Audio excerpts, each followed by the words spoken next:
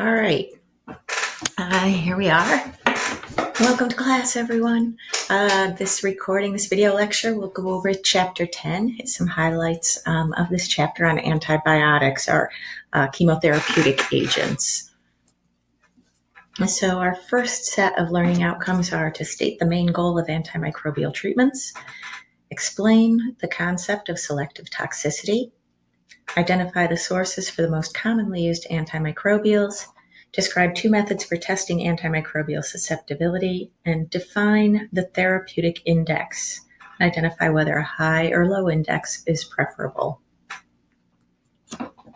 So first, the main goal of antimicrobial treatments is to administer a drug to an infected person that's going to destroy the infective agent, whatever the pathogen is, without harming the host cells. So what makes a good antimicrobial drug? Well, we want selective toxicity, and we're going to define that in just a minute, but it's what it sounds like. We want it to be toxic against the invader, the pathogen, but not the host. So selectively toxic, we need to look for targets on those pathogens that are things, structures or functions that our cells don't have so that it doesn't affect our cells. We want it to be microbicidal rather than microbistatic. So when we talked about the difference between inhibition and cell death,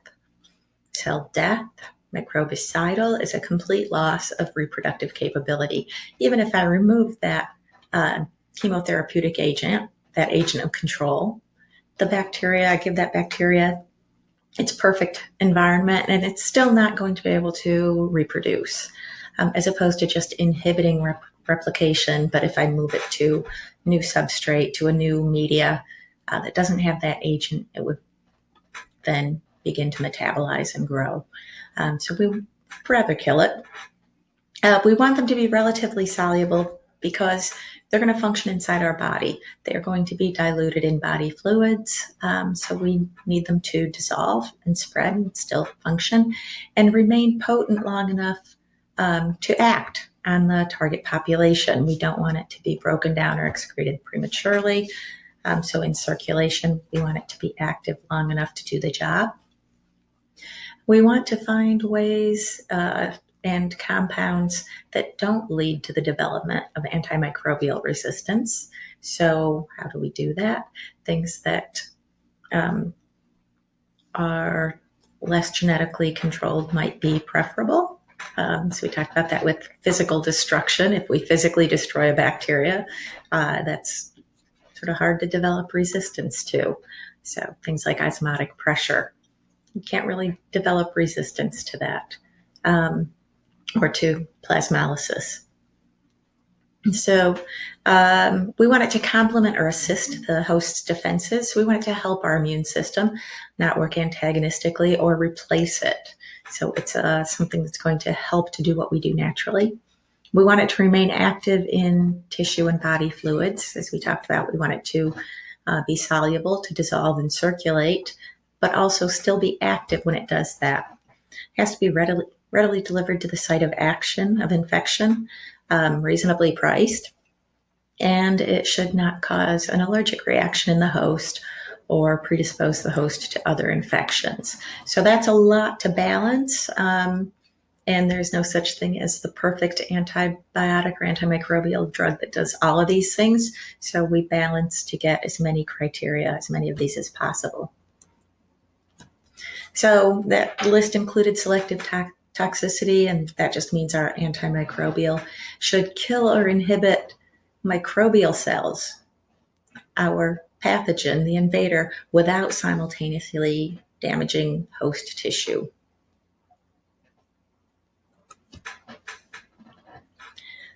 So if we look sort of at the history of antibiotics, we say, oh, penicillin, World War II, that was the first one.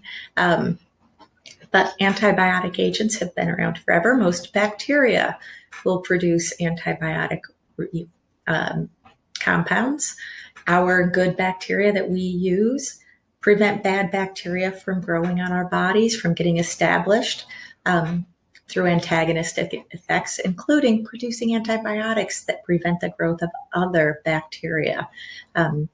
So our antibiotics actually come from other microbes they're natural products. We use that term antibiotic. We're talking about naturally produced products that come from other organisms. Most of the antibiotics that we use that come from microbes come from the bacterial genuses Streptomyces and Bacillus, or from the genera of fungus penicillium, and Cephalosporium. So those are our four most common sources for natural antibiotics. We also have synthetic antibiotics, things that are man-made. So we call those chemotherapeutic agents. So how do we know if an antibiotic is going to work or not? Well, we have two different methods that we'll talk about to determine if a bacteria is susceptible to the effects of an antimicrobial agent, of an antibiotic. Before we decide which antibiotic we're going to use, we first have to know what's the microbe, because we're going to target specific aspects of that microbe. So we need to know what it is to know what characteristics it has, what structures it has that we could possibly target. We have to know its sensitivity to different antibiotics. Is it susceptible to their action or not? And how susceptible? And then we also have to know the overall medical condition of the patient. We have to know allergies. We have to know underlying conditions, other drugs they may be taking for other conditions. Things like, are they an alcoholic? Because a lot of antibiotics will cause liver damage if taken in high doses. So we do not, or for extended periods of time. So we need to know that to know this person already has some damage to their liver, most likely. And so this is probably not an optimal choice.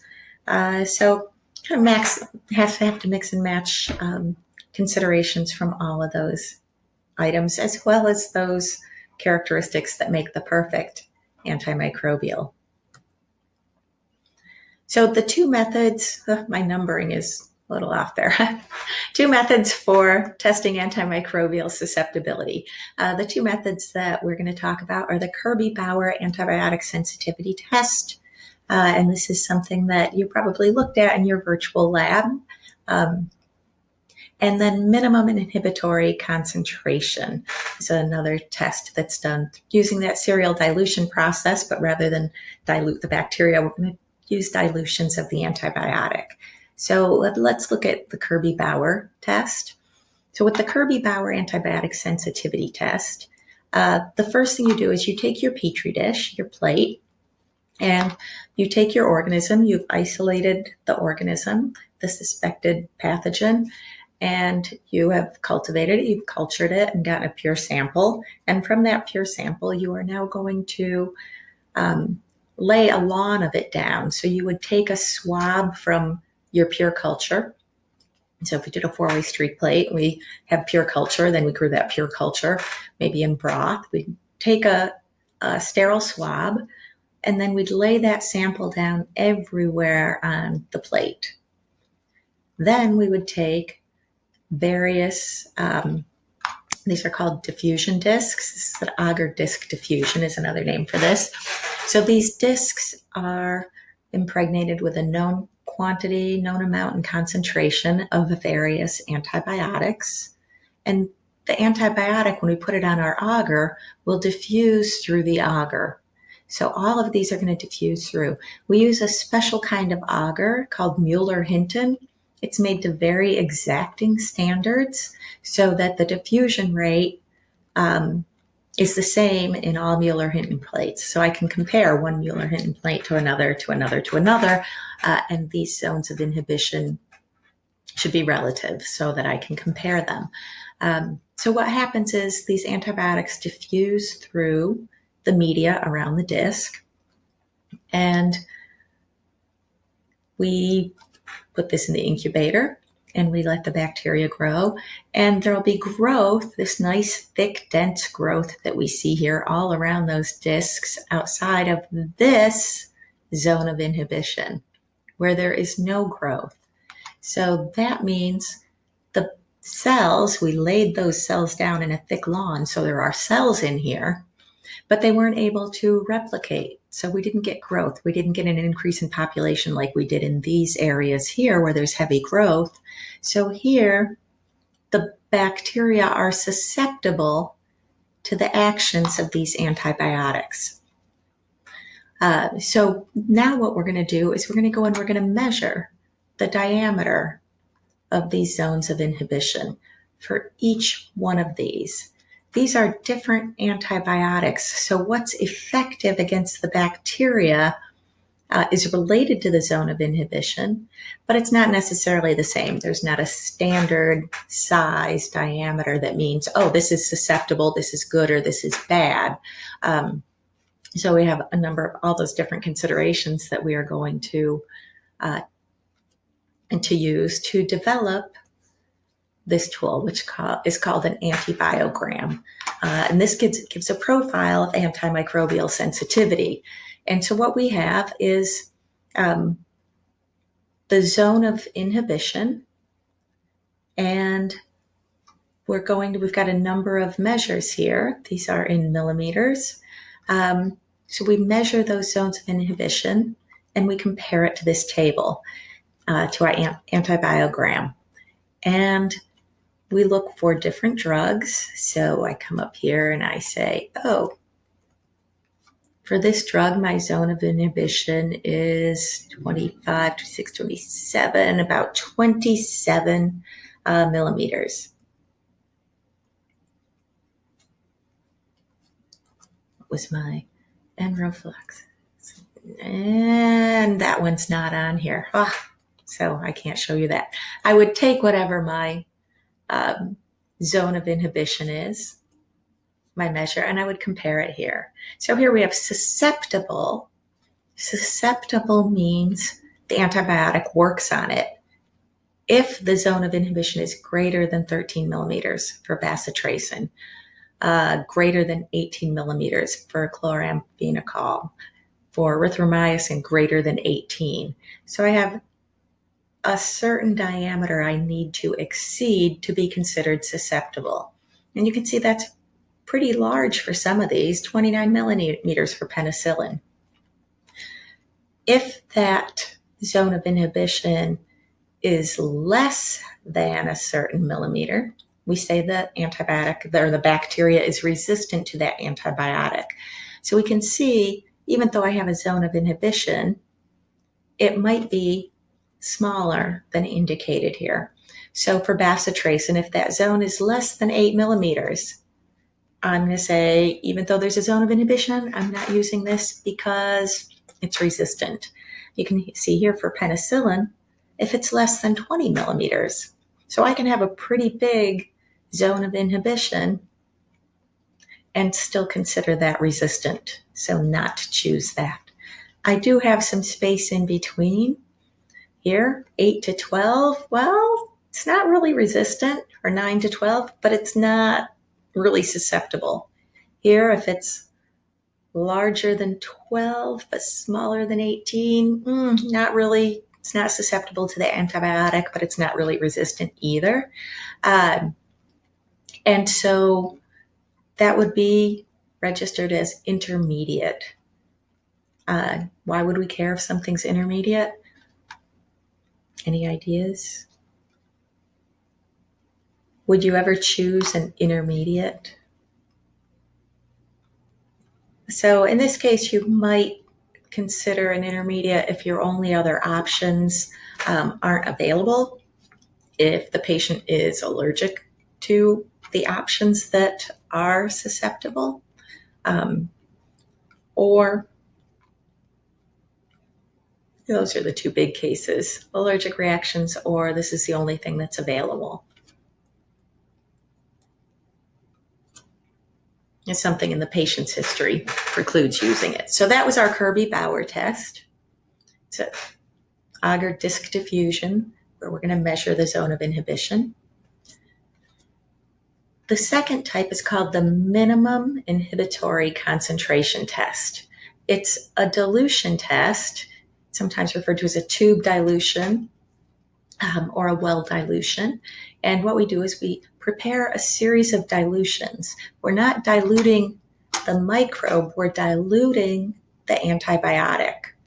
So the concentration, we start and we dilute a little bit. So here's our 12.8 concentration. We're going to dilute it and dilute it and dilute it. Our control has no antibiotic in it, just to see how the bacteria grows. After we have added our dilutions, we're going to inoculate each of these broths. So these have nutrient broth. They've got nutrients. They've got what the bacteria needs to grow, but they also have antibiotic at decreasing concentrations. We inoculate with the same amount, a uniform sample of pure culture, and then we incubate. And what we're looking for is growth. So here we see at this high concentration, there's no growth. At half that, where we've diluted it, there's no growth. But here we see a little bit of growth and then more and more and more. This is what growth looks like in the absence of antibiotic. The lowest concentration with no growth, so here I'd say 6.4 micrograms per mil, is my minimum inhibitory concentration. That is the lowest concentration that results in no growth. A similar test, this is also done with dilutions, but we do this on a 96 well plate. So we don't have all these test tubes. We have one plate with 96 wells. Each row has one antibiotic at varying dilutions. And so we inoculate the same suspected pathogens, our same bacteria, in all these wells to see where we get growth. And so here, when we get a color change from pink to purple, or from purple to pink, so purple is no growth. So here we change color. All these started out purple. When we get growth, we get pink. No growth stays purple. So this just shows us in our control what growth looks like. It's pink. Anywhere we have pink, we've inoculated with bacteria and they've been able to grow up to this concentration here where it turns purple. There's no growth in any of these. Here, there's no growth. From here on, there's no growth. The first 4 wells, these concentrations all still had growth. So my minimum inhibitory concentration is the concentration of the first well, the one marked with an X, that has no growth. This is the smallest concentration that prevented the bacterial cells from growing, from undergoing reproduction. So that I can figure out my lowest concentration. So my minimum inhibitory concentration is the smallest concentration needed to inhibit the growth of an organism. Does not necessarily kill the organism. My minimum bactericidal concentration is the smallest concentration needed to kill an organism. So MIC, inhibitory, and BC, bactericidal. So in this example with the wells, we know that growth has been inhibited in these concentrations where the wells remained purple. We inoculated those, so we know there are bacterial cells in them. They just did not grow. But are they dead? And remember, bacterial cell death means a permanent loss of reproduction. So how do we know if that happened? Well, in order to do that, we're going to sample. Here we know we have growth, so they're not dead or inhibited. We're going to sample these wells where we know reproduction was inhibited. There's no replication, there's no growth, but we know there are cells in there. Are they dead? Have they permanently lost the ability to reproduce? Or were they just inhibited from reproducing because of the presence of the antibiotic? So we take samples from each of these wells and we culture them in the organism's optimal growth conditions. So we give it some nice nutrients, we put it on a plate, we put it in the incubator, and we look and see if there's growth. If there's no growth, even when they were incubated and grown in their optimal conditions with no antibiotic present, then we say they have been killed. They permanently lost their ability to reproduce. If they grow, we know they were only inhibited, and once we removed that agent, they grew. So our minimum inhibitory concentration is related to our therapeutic index and what drug we're going to select. Our minimum inhibitory concentration, all those methods that we used, show us in vitro activity of a drug. So in vitro means in glass, in a test tube. In a test tube, this drug works. If I put this antibiotic in with the bacteria, it inhibits growth. Not always the same in vivo, in the person's body. Sometimes antibiotics will fail because the drug is unable to diffuse into the part of the body where it's needed, where the infection is. There could be resistant microbes in the infection that weren't in the sample that we collected, so just random sampling error. Or it could be an infection that's caused by more than one pathogen, some of which are resistant to the drug. So lots of reasons. So we want to kind of take that into consideration. Our therapeutic index talks about what dosage do we need to be therapeutic, to be effective. So we can overcome some of these problems with a higher dose, not always, but sometimes. Our therapeutic index tells us what's the dose of the drug that's toxic to humans. At some point, this could have toxic effects. Some of these are very highly toxic and cause liver or kidney damage as we process them out of our system. So what dose is toxic to humans? Antibiotics aren't targeting our cells, but they can be toxic to our bodies, to organs. And so what dose is toxic versus what's the minimum effective dose? So I need that minimum inhibitory concentration, the minimum bactericidal concentration to figure out this effective therapeutic dose. And then what dose is toxic to humans? A therapeutic index of 1 means the dose that's toxic to humans is the exact same dose that I need to effectively inhibit growth. That would be bad. So the closer the numerator is, how much of it I need, or how much is toxic to humans, the closer that numerator is to the denominator, how much I need to control growth, the more dangerous. So I want the dose that's effective, my denominator, to be greater than the dose that's harmful. So the smaller the ratio, the greater the potential for drug reactions. So a therapeutic index close to 1 is a risky choice. A therapeutic index that has a high number, right, meaning this numerator is much higher. So let's say I have a dose of 10, 10 micrograms per mil that's toxic, but I only need 1 microgram per mil to treat it. That's safer. So highest therapeutic index has the widest margin of safety. All right, so quick check here. Which of the following antibiotics would be the safest choice for a patient with no exceptional medical history? So no liver problems, no allergies, and why? So drug A has a zone of inhibition of 30 millimeters. Drug B has a zone of inhibition of 20 millimeters.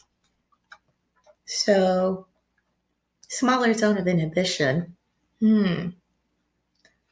that seems like the bigger zone of inhibition might be the better choice, but my therapeutic index here is close to 1, to 1.2.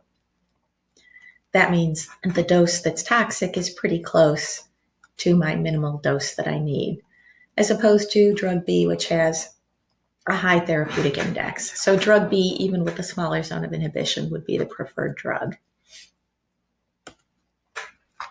Here's another concept check that looks at the MIC versus the MBC, the minimum inhibitory concentration versus the minimum bactericidal concentration. So here, a minus means there's no growth, and a plus means there's growth. So here are the antibiotic concentrations. 25 micrograms per mil, I have growth. 50, I have growth. 100 micrograms per mil, I have no growth. So I know that my microbe has been inhibited at 100 micrograms per mil.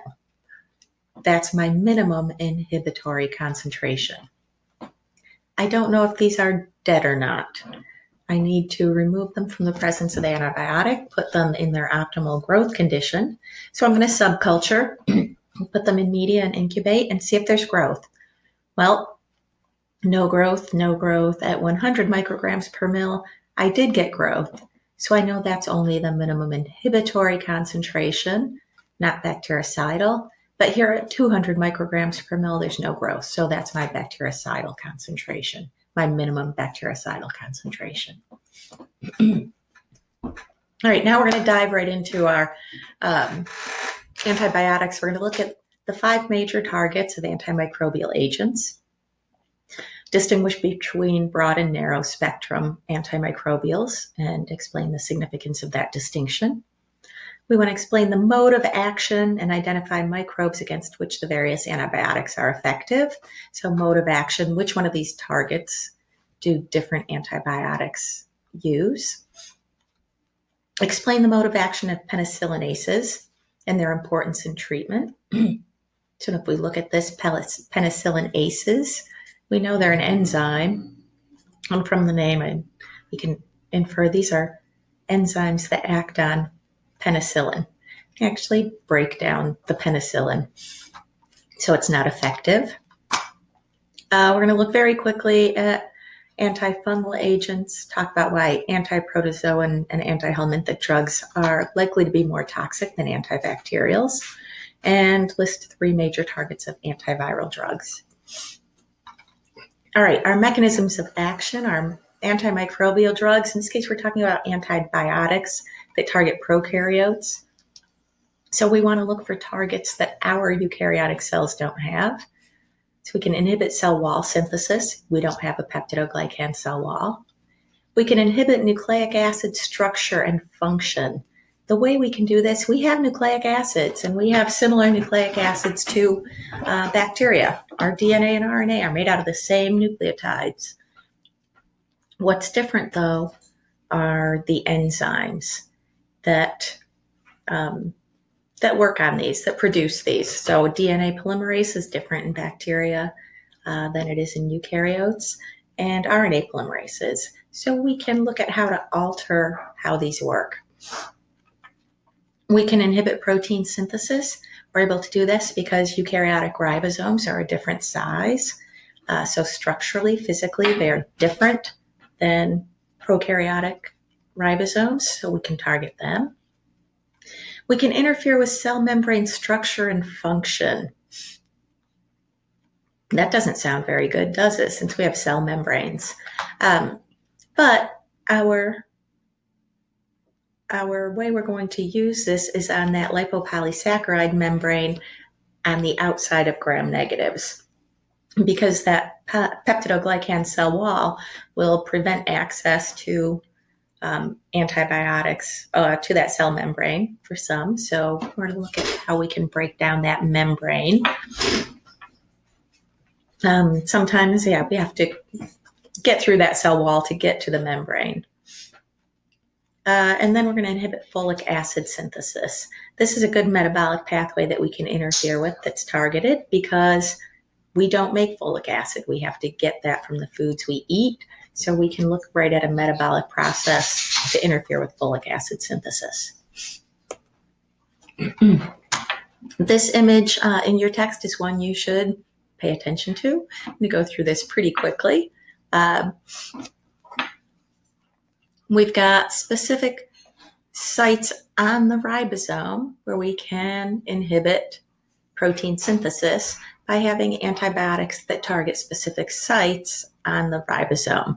The upper unit, where my tRNA comes and lands, the lower subunit, the smaller subunit where my messenger RNA attaches, or just work on the entire process. And this really basically just blocks access to the ribosome entirely. Folic acid synthesis, we block the pathways. If we don't make folic acid, then a whole bunch of other metabolic processes don't happen, like protein synthesis, and that's the end of metabolism, end of the cell. We can inhibit the cell wall, break it down, or prevent it from being synthesized. We can attack the cytoplasmic membrane or the outer membrane.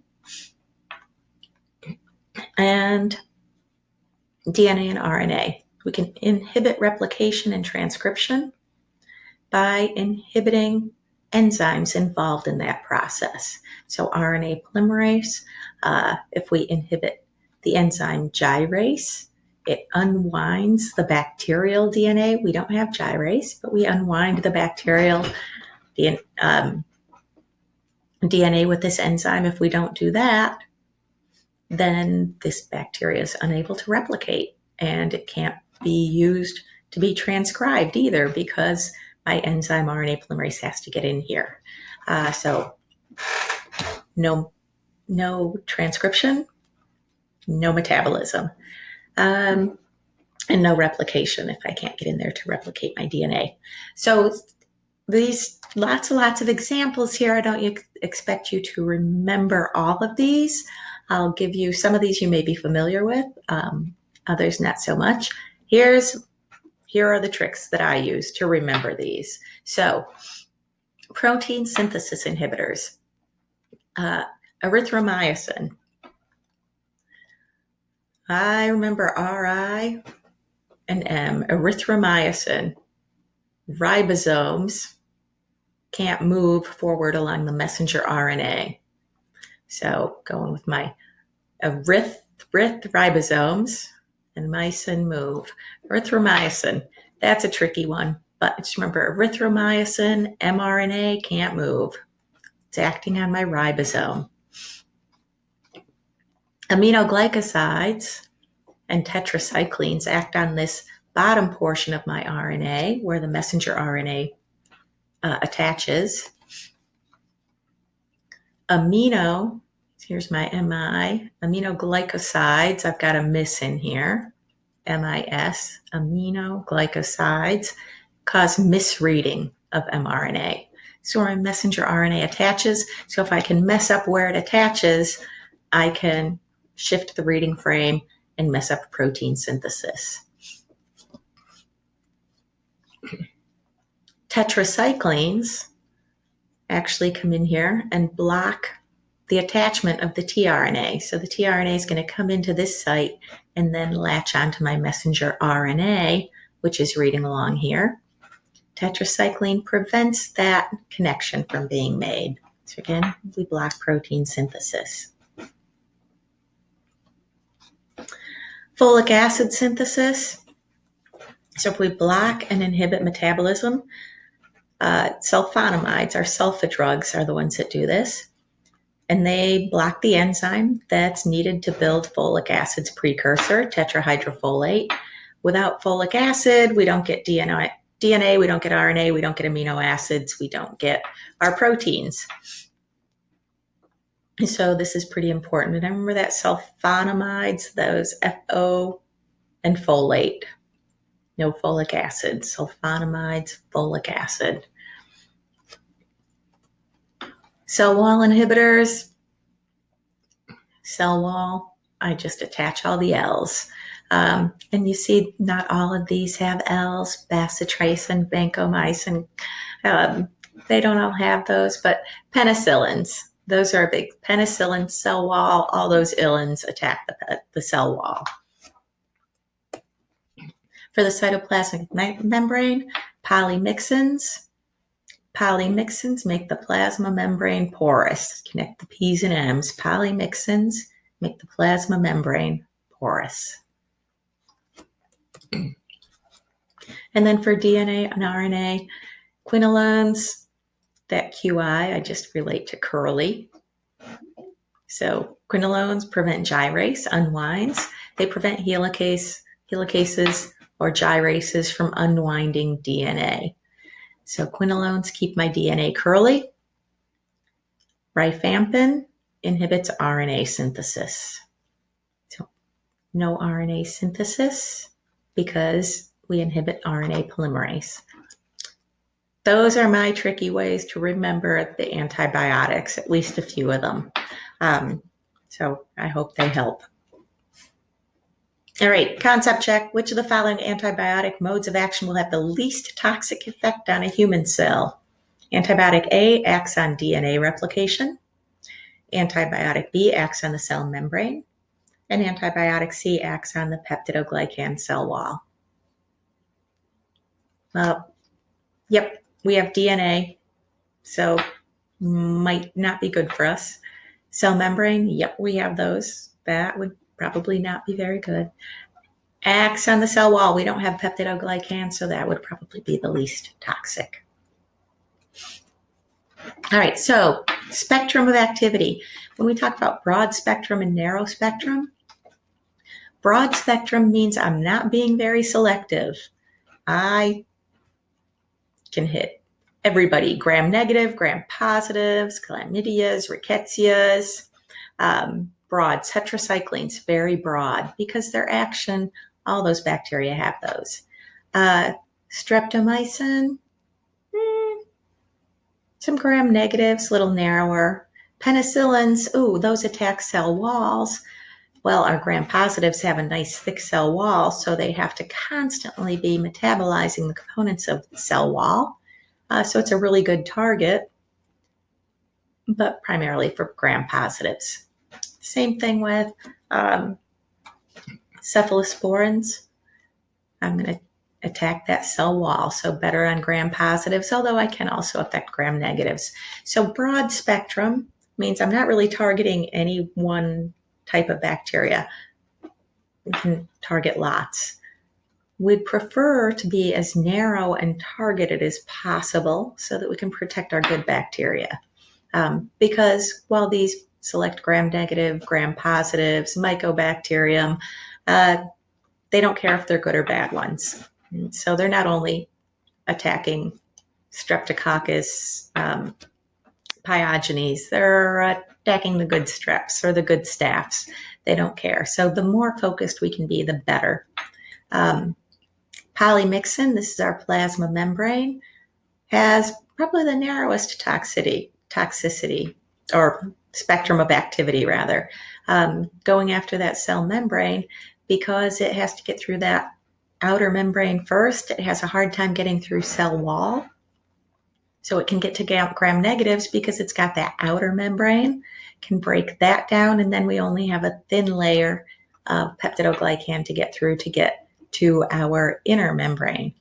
That big, thick peptidoglycan layer is going to protect gram-positive bacteria from getting to that. Isoniazid, tuberculosis only, very narrow spectrum and targeted. So that's broad. We want to shoot for narrow spectrum. That's why we need to know, to identify what's the bacteria that we're aiming for so that we can get as narrow spectrum as possible.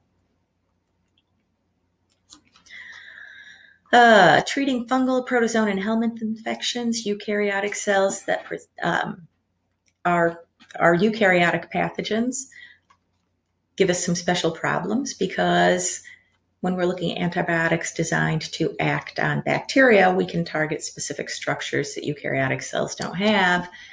With fungus, protozoans, and helminths, those are eukaryotes. It's a little harder to target. So a lot of the drugs that are toxic to them are also going to be toxic to our cells. So some of the ways we can target those is to look at their specific life cycles. Maybe they're more susceptible at certain stages than others. Maybe they're more accessible at certain stages than others. So we try to look for that for those conditions. Memorizing the names, I don't. If it ends in azole, it's probably a fungal, an antifungal. Metronidazole is the most common antiparasite used for protozoan and Helminth infections. And most antivirals have vir in the name. Acyclovir, Dinavir, ribavirin. So that's how I identify these. It's got vir, it's antiviral. We have some unique considerations when we treat viral infections because the virus gets inside the host cell. So since they rely on the host cell for their metabolic functions, we have to actually interfere with our own infected cells in order to get to those. Other than in the lytic cycle, when they break out and are in the bloodstream, then our immune system can attack them. So if we want to disrupt viral metabolism, we have to disrupt our own cellular metabolism. And that's why vaccination is the primary means for prevention of viral infections, because they are rather hard to target. Some of the places that we can target with viral infections, inhibit the entry. If that receptor, if those spikes can't fuse, if we block all of the receptors on our cell surface, or we prevent the binding of the viral protein to that receptor, that virus can't get in. It stays in circulation where our immune system can get it, as long as it doesn't get inside a host cell. We can block entry by interfering with the fusion of the envelope, the viral envelope. We can inhibit nucleic acid synthesis. A lot of antivirals use analogs. An analog is like an analogy is something that kind of stands for something else, but it's not it. It represents it, but it's not really it. Purine analogs look like our purines that make up our DNA. So chemically, if I looked at them, they would look similar, but they don't function the same. So by putting that into, by giving that building block, that incorrect building block, it prevents nucleic acid synthesis. It can still build it, but it has this weak link, this purine that looks like a purine, but it's not really a purine. So it's not really my adenine or my guanine. It just looks like it. And I put that in there and my DNA doesn't work. So when I go to try to transcribe it, I get an error message, and that's the end of the virus. Can stop the action of reverse transcriptase. So if we target those enzymes that the viruses have that we don't, that's another good target for those. Or inhibit viral assembly. So protease inhibitors stop HIV protease. That's the enzyme. It's going to help proteins. That's going to break down proteins. Breaks down our proteins, no protein coat. So we can target specific parts of our virus while they're in the host cell or while they are trying to get in to prevent viral infections. But really our own immune systems and vaccinations, that artificial active immunity, are our best defenses against viruses. Last section that we're going to talk about is antibiotic resistance. So how does drug resistance develop? Well, we have to have one of two things happen first. Either a spontaneous mutation that results in some change that prevents the antibiotic from accessing its target or working on its target, or we can get some new genes that confer antibiotic resistance through horizontal gene transfer. Got to have the genes. Got to have the change in the bacteria before exposure to the antibiotic. So this image shows, here's my whole population of microbes, of bacteria. and only these two here are drug resistant. Well, as each one of these cells replicates, I double the number of non-resistant cells. I double the number of resistant. Well, there's only two of these.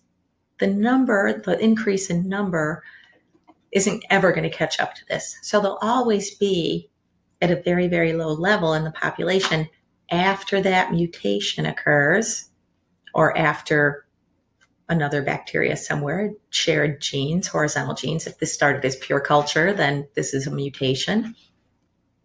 But I've got to have that present. If these two bacteria weren't here, that were already drug resistant, then when I added the antibiotic, which I did here, all of the cells would die. So I have to have that resistance. I have to have the mutation or the genes that confer resistance before they're needed, before they matter. And then these aren't going to become the dominant genotype or phenotype because they're outnumbered. And whatever that mutation is, probably not going to make them more fit than the bacteria that are already doing a good job in this environment. When it becomes an advantage is when the environment changes. That environmental change is the introduction of the antibiotic. Now I add the antibiotic. All these that aren't susceptible die. So here we see they're all killed off. And only those two mutants that had resistance remain.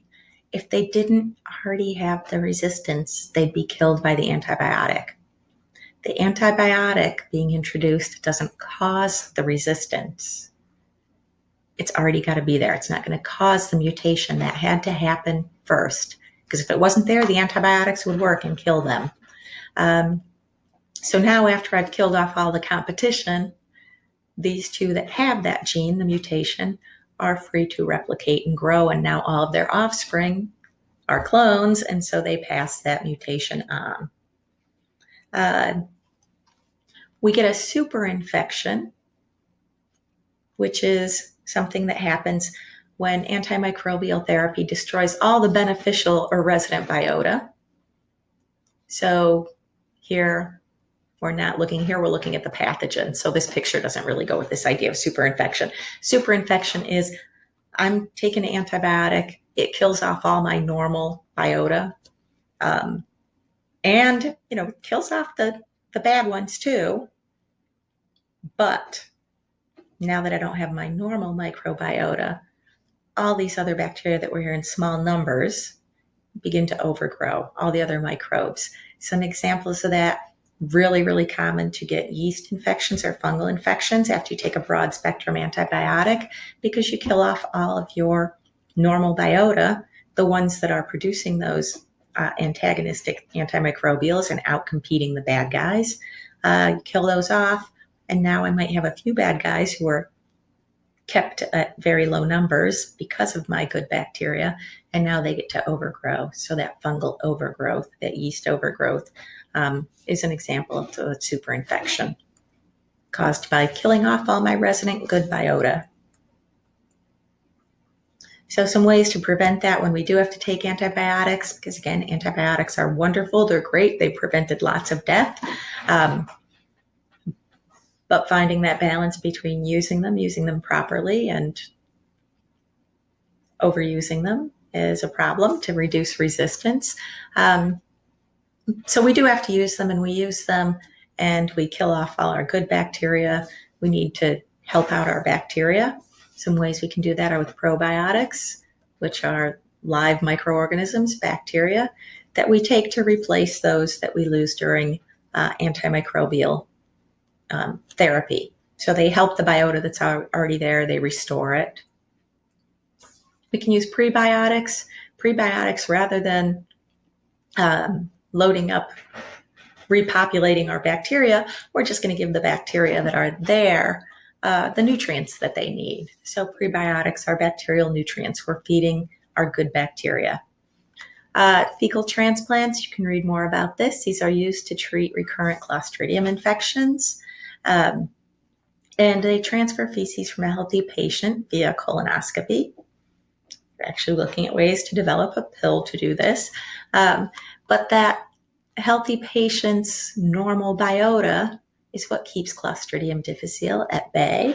And so by inserting healthy bacteria, those healthy bacteria can help to control the Clostridium. All right, so that was a quick overview of chapter 10. And write in the discussions if you have any questions. Thanks.